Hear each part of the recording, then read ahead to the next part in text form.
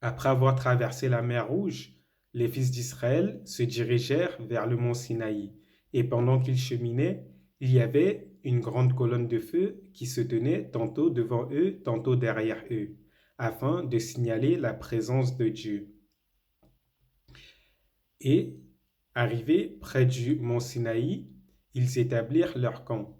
Et Moïse grimpa sur la montagne qui était remplie de la gloire de Dieu, c'est-à-dire une grande fumée entourait la montagne et le sommet de la montagne était embrasé. Et Moïse alla au-devant de son Seigneur afin de recevoir les tables de loi. Et pendant que Moïse était sur la montagne, les fils d'Israël s'impatientèrent de son retour, et ils réclamèrent une divinité à adorer. Ainsi, ils fabriquèrent le veau d'or qu'ils se mirent à adorer. Moïse resta sur la montagne 40 jours et 40 nuits sans rien manger ni rien boire, à recevoir les instructions de Dieu. Puis Dieu lui annonça que son peuple s'était égaré, et il lui dit de retourner auprès de son peuple. Ainsi Dieu écrivit les 10 commandements sur les tables de loi avec son doigt, de la même façon qu'il créa Adam de ses mains, puis il les donna à Moïse et leur envoya vers son peuple. Moïse, en descendant de la montagne, accompagné de son serviteur, et à l'approche du camp, il entendit des bruits. Son serviteur Josué lui dit, ce sont des bruits de guerre. Moïse répondit, ce ne sont ni des bruits de vainqueurs, ni des bruits de vaincus. Et, une fois devant le camp, Moïse vit que son peuple était en train d'adorer le veau, et choqué par ce qu'il voyait de ses propres yeux, sa colère s'embrasa, et il jeta les tables de loi par terre, et elles se brisèrent.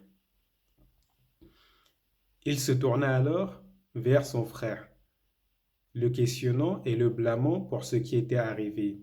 Et son frère lui répondit qu'il leur a sermonné en leur disant d'adorer le tout miséricordieux et que ce veau n'était pas leur vraie divinité, mais qu'ils n'ont pas voulu l'écouter. Puis Moïse se tourna vers celui qui était à l'origine de ce veau, à Samiri, qui, pendant que les fils d'Israël lancèrent leurs bijoux dans le feu pour fabriquer le veau, il lança une poudre qui était prise sur les pas des anges et qui fit sortir le veau qui lançait des mugissements, qui avait l'air vivant.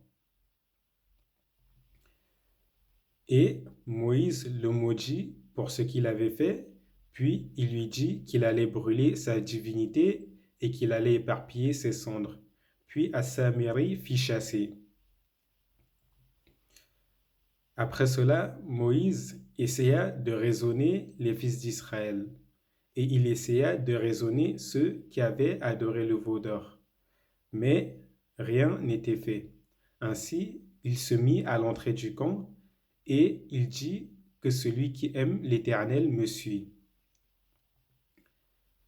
Et les fils de Lévi se rangèrent autour de Moïse.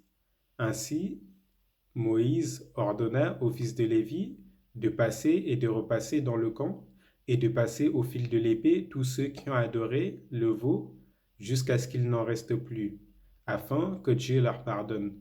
Et les fils de Lévi exécutèrent l'ordre de Dieu.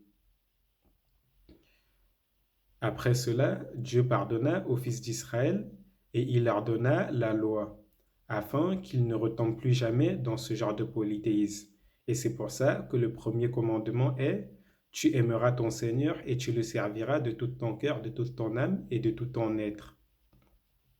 Et c'est aussi pour cette raison que Dieu ordonna aux fils d'Israël, une fois qu'ils seraient rentrés dans le pays de Canaan, de détruire leurs statues et leurs divinités, afin qu'ils ne retombent pas dans la même erreur.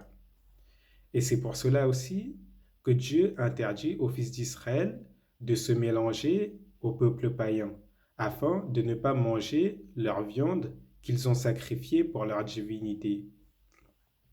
Et c'est pour ça aussi que Dieu interdit aux fils d'Israël de marier leurs fils et leurs filles au peuple païen, de peur que les filles des peuples païens ne poussent les fils d'Israël vers le polythéisme.